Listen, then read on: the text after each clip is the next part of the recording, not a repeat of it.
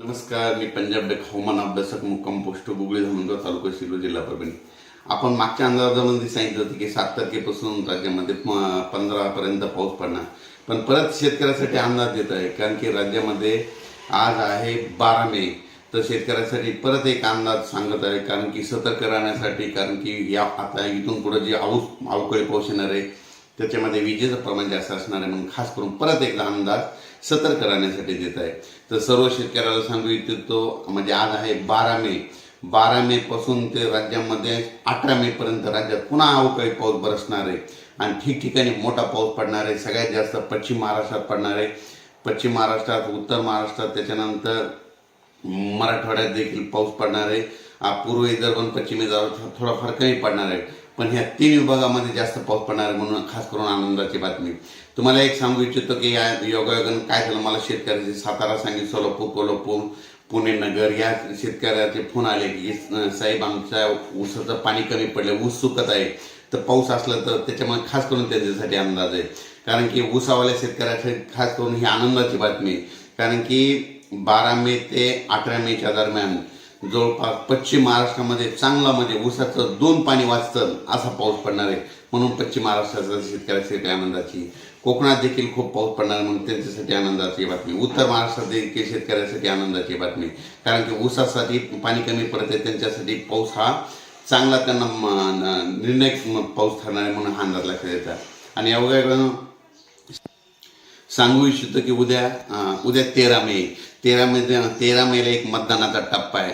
तर उद्या 13 मेला मतदानाच्या दिवशी ज्या टप्प्यात मतदान आहे त्या भागात देखील चांगला पाऊस पडणार आहे, म्हणून हा अंदाज लक्षात येतो. विजेच्या कडकडासह पाऊस पडणार आहे, वारं राहणार आहे, विजा राहणार आहे, पाऊस पडणार आहे, म्हणून हा अंदाज लक्षात यायचा. परत राज्यातील सर्व शेतकऱ्याला जिल्ह्यावाईज सांगू इच्छितो, म्हणजे जास्त पाऊस कोणत्या भागात पडणार आहे.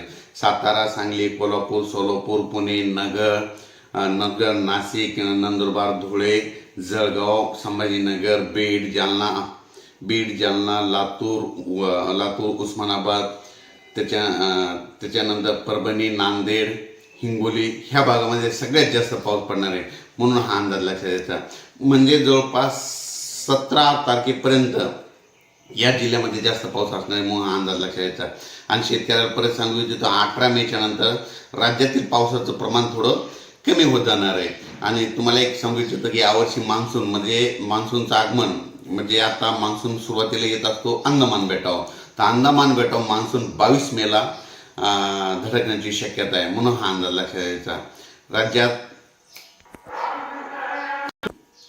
राज्यात ज्यांचे कांदे असेल त्यांनी तुम्ही काय करायचं, झाकून ठेवण्याची तयारी ठेवते. कारण की आता हे जे पाऊस पडणार आहे पश्चिम महाराष्ट्राकडे, समजा मध्य महाराष्ट्रात, तसेच कोकणपट्टीकडे जास्त पडणार, म्हणून कांद्याची, आंब्याची काळजी घ्या. आणि परत एक वीटभट्टीवाल्यासाठी सांगू इच्छितो की तुम्ही काय करा, जवळपास 18 तारखेपर्यंत तुमच्या विटा झाकलेल्या ठेवा, कारण की खूप वारा पाऊस राहणार आहे, म्हणून तुम्ही तुमची काळजी घ्या. शेतकऱ्यासाठी ते एक सतर्क म्हणून तुम्हाला सांगू इच्छितो की वारं सुटल्याच्या नंतर विजा असल्याच्या नंतर तुम्ही झाडाखाली थांबू नका, तुम्ही तुमचं घर जवळ करा, कारण की या पावसामध्ये विजेचं प्रमाण जास्त आहे, म्हणून हे अंदाज लक्षात घ्या. आणि त्यानंतर सांगू इच्छितो की राज्यात यावर्षी जवळपास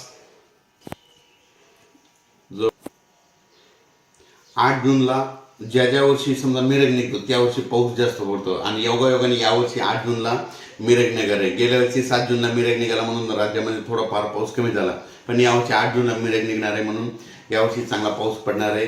जूनच्या शेवटच्या आठवड्यात पेरणीचा पाऊस येणार आहे, त्याच्यामध्ये जुलैमध्ये जास्त पडणार आहे, ऑगस्ट महिन्यात कमी पाऊस राहणार आहे, सप्टेंबर ऑक्टोबरमध्ये सरासरीपेक्षा जास्त पडणार आहे.